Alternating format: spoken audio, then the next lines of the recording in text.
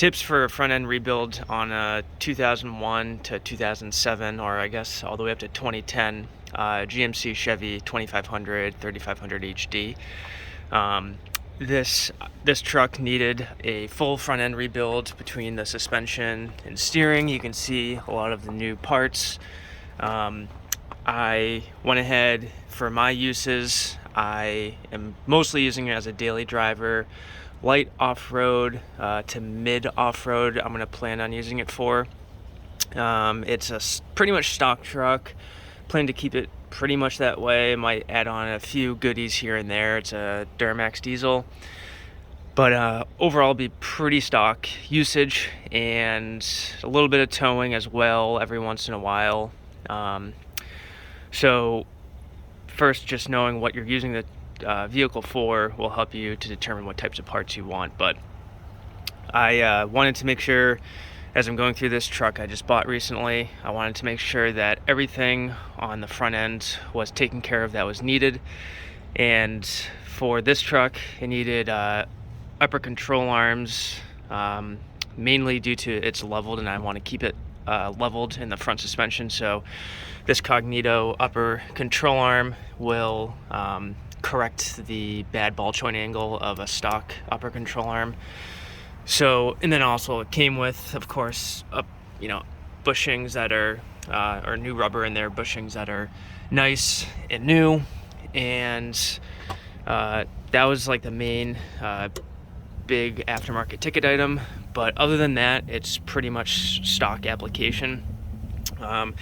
The other thing that I wanted to add was tie rod sleeves, which just make this tie rod really heavy duty. You can see down here where my finger is, that's the stock tie rod, which is very skinny, obviously, compared to the sleeve that fits over it.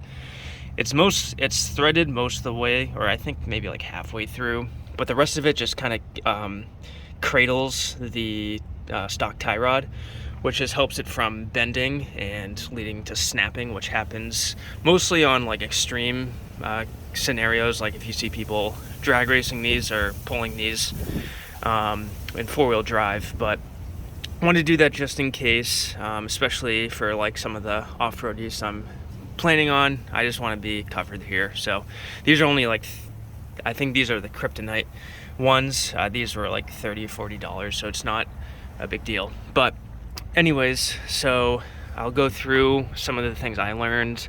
I did this before on a previous truck I had, this exact job. And on each one I learned some different things, so let me just give you some tips on it. So I'm going to start here. The way I approached it again was based on how I used it, so I bought the parts based on how I use it. And then two is that I wanted to replace everything that required an alignment. So it needed upper and lower ball joints, of course, all new steering parts, all that stuff requires an alignment. But then also the wheel hub bearings, I replaced those on both sides. Everything on this side is obviously the same on the other side. I replaced those as well because those do affect your alignment, and it's while you're accessing all this stuff, you might as well be in there. I did not do brakes yet, which you can see. I eventually will do them, but doing these later and doing these like hoses, for example, later, it won't affect alignment, so I wasn't too concerned with that. And then also with the CV axles, that will not affect alignment, is my understanding. So, and those are pretty easy or straightforward to replace. You don't have to take apart, this whole assembly here. It's just a matter of getting the nut and some bolts back there off, and you can access and remove and replace without tearing things up too greatly. And then I went with Bilstein 5100 shocks, which are the golden standard for people. Typically, I've had them before in my old Duramax truck of the same era, and they're awesome. So, okay, so some tips. You can see these are new. These are the camber bolts, which adjust for your alignment. one of the pain in the ass parts of this job that I did was that, I think it was this one in particular, but it can be any, this camber bolt goes through, goes to this nut, and it rusted to the old control arm bushing. And I had to, do anything and everything. It took me like almost 2 hours to get the old one out. I could have cut it, but I was trying to save it at first, and long story short, I just had to like twist this thing all around. And you can see this pin here, this alignment pin. The old one snapped off because I was twisting it so much around just to try to undo it from this bushing here. But so just be aware, half the battle of doing a job is knowing what you're getting into. And I knew what I was getting into, but even so, I ran into some new stuff like this. And so hopefully this helps you just mentally prepare, and tool-wise and time-wise prepare. Things take way longer than you expect, no matter what job. I've run into this for every single job. But anyways, that was a pain, just a good thing to anticipate. On this truck, it was fine to get this nut off, but on my previous truck, it was a pain. I think my learning was basically just hit everything with PB Blaster. I hit this a couple times before I attempted to take it off, and it worked really well for this truck. On the last truck, I had to cut it off with a grinder. It was just more of a hassle and pain.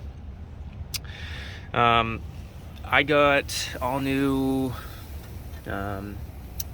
parts, like for the steering linkages, the Moog, just standard replacement stuff. You can kind of see going all the way down. That's not a leak, that was just from a fluid change. For my lower ball joints, I have not done these yet. I will get them done Monday, but I'm gonna have a shop do it because these are press in place. So they're gonna do that. They're gonna replace the lower control arm bushings as well. They might do a whole control arm. I haven't talked to them yet about it. Might be easier for them, I'm not sure. But I basically did everything that did not require special tools like a press. So it's pretty easy. Like you can see, I did it on my, well, it's not, I would say easy, but you can definitely do it on your driveway.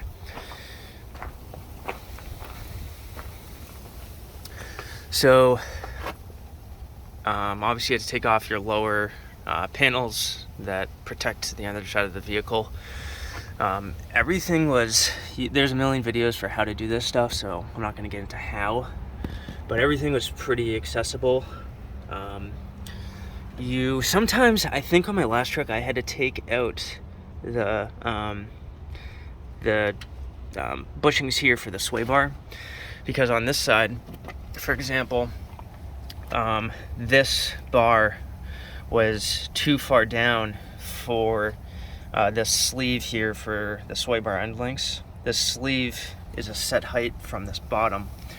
So when you put this sleeve here, which the bolt goes through to the top, when you put the sleeve here, it ended up making this, I guess this from up here down to here too tall compared to the height of this sway bar. So I had to take the sway bar with a pry bar and pivot it against this right here, pivot it on the sway bar, and then jack it up. It was very hard with one person, so it's possible, but I'd recommend having someone by just in case for this job, this end link job.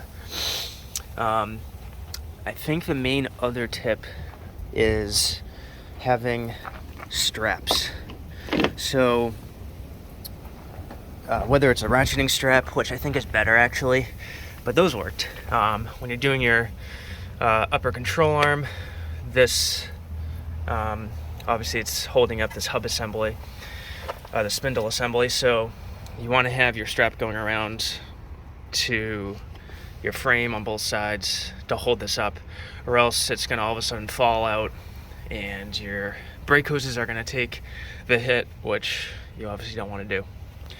So, well, there's just some quick tips. You can see all my old parts over there, but it's just some quick tips before you get into the job. And it took me 3 long afternoons to get this job done. And not that, the standard stuff is easy to do. It was just the unanticipated stuff taking way longer than expected. And then you run to the parts store, 3 different parts stores just to get stuff to work. Like, one parts store had this camber assembly, one parts store had this pin assembly, one parts store had a puller tool I had to get for a pitman arm. So it just takes time. So it's just how it goes. If you guys have any questions about the job, why I chose these parts, or anything like that, just let me know. Thank you. Bye.